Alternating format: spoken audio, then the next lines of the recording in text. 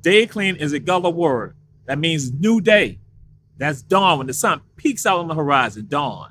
But also, it's a philosophy of life. Doesn't matter what happened yesterday, day clean. Each day starts anew. Day clean is also a direct translation of a Wolof word, berset, which means the day is clean. Those who know, those who have understanding, and when I say that the Wolof word, berset, means the day is clean, guess what? There's an entity called Heru Aket, or Horamaket, Horus or Heru on the horizon. Aket means horizon. And so, again, Shea Antijope shows basically how words from the eastern part of the continent will then travel over from classical African civilizations, now travel over to what we know as to Western Africa, Central Africa. And so that's why I tell people, I say, guess what? Over here, we say day clean. And Senegal, the Gambia, they say berset. And you go back to Kemet, that is in ancient Egypt, they say Aket. We're on the horizon, that we're the ones now bringing the word, that when everyone comes out for the light, they got to begin at day clean. We're not just the African soul, we're day clean the African soul. You see how Africa remains alive with us? And what was so poignant for us, especially kids on Hilton Head Island, and our grandmama asked us, she said, is it day clean yet? What? Is it day clean? So we got to go to the back door and look out the door. You know what I'm saying? No, grandma, it's not day clean yet. One of the ways that we see the African spirit is that, again, it's a combination. It's a combination of the African tradition with regards to the African spirit, dancers, and then also the Jele. People who are intelligent, who are woke, people who got understanding, people who are knowledgeable, people who are cultural, people who are educated. And they talk about griot. Guess what? We never call any of our people griots. We call them Jeles, Jalemusos, Garwels, just to name a few. It doesn't matter where you're from. In the diaspora, that is, if you are at home, we can throw out elements. We can make the connection. That's what we do. We tell a story. It doesn't matter where you're from. We're going to connect you to this area. I'm going to show you how Africa is around you, and you don't even realize it.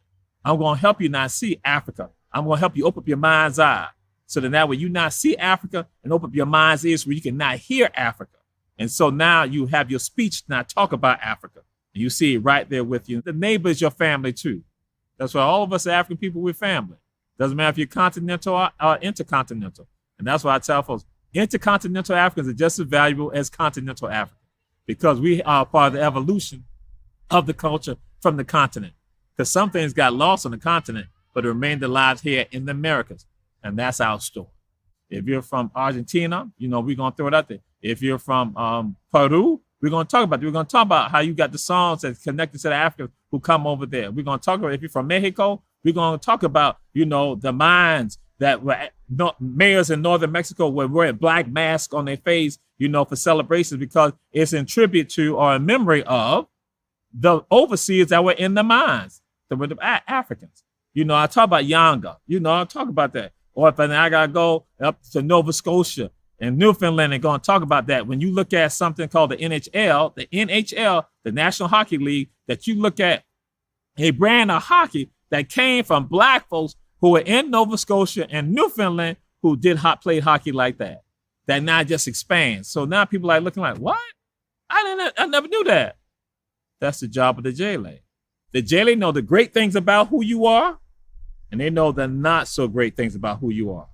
And depending on how you functioning, they're gonna applaud you. They're gonna give you the credit. They're gonna celebrate you. But then if you go a little too out of control, they're also not gonna bring you down, because they can know the other negative side.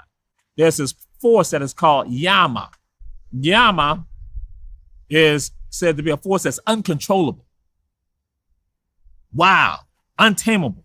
That it is all over the place, and that it's powerful force, and that you have to have two entities that can control the Yama, that can harness it, and not be able to take control of it and then help the people. One of them is the blacksmith. The blacksmith is not able, bam, that iron, bam. They're not able to get the Yama, bam. They're not able to shape, bam. They're not shaped, bam, bam, and they not got it. The other one is also a smith, also a wordsmith. The Yamakala. So the Yamakala, now, that's why I said the Most High sends it to me, sends it to Jamal the Vessel, then Jamal the Vessel now puts it out, because it's powerful. The ancestor sent it, and it's powerful. It comes out. In 2000, we did the installment of Queen Quet as chiefess of the Gullah Geechee Nation. So Queen Quet said that we want the spirit there to do something. We go to Sullivan's Island.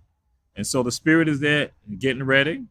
And so when it's now time for the spirit to come, the spirit began talking about people, started saying names to people, just started sharing the information. Because a lot of people don't know who I am, but I'm the spirit. The sister who had put the program together for Queen Quet, she said, that's the brother right there. That's the brother right there.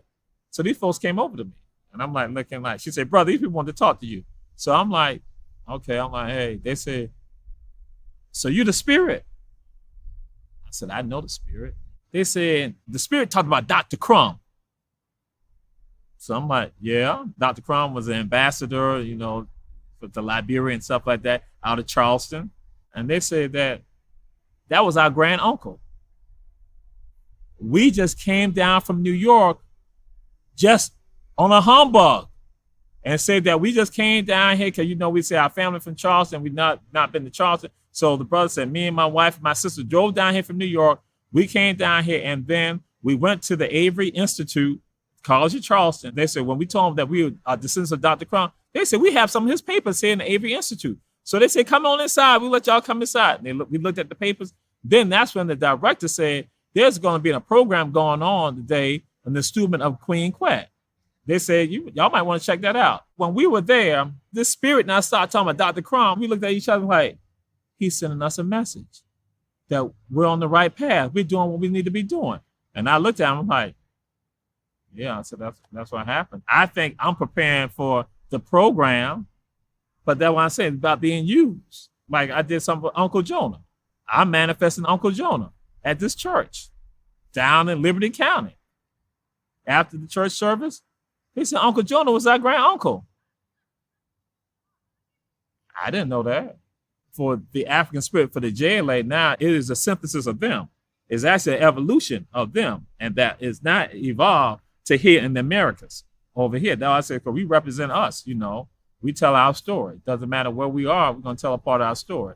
And it's going to be a story that is glorious for us and that is going to be real for us, that we can respect. I tell folks, we seek to inform, enlighten, and empower. I'm paying homage to my grandmother also.